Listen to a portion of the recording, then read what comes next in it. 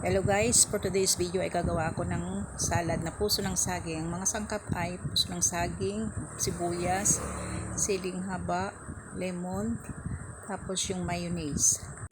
Una ay laga muna natin yung puso ng saging.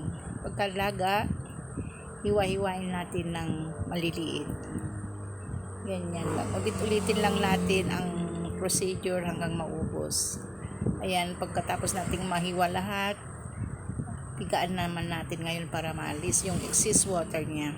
Sa isang bowl, gagawa ako ng butter mixture. Maglalagay ako ng mayonnaise, paminta, sibuyas, asin, lemon, tapos ihalo na natin doon sa hiniwa-hiwa nating puso ng saging.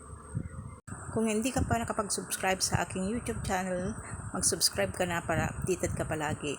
At kung nagustuhan mo naman itong aking video, sana mag-like and share ka naman.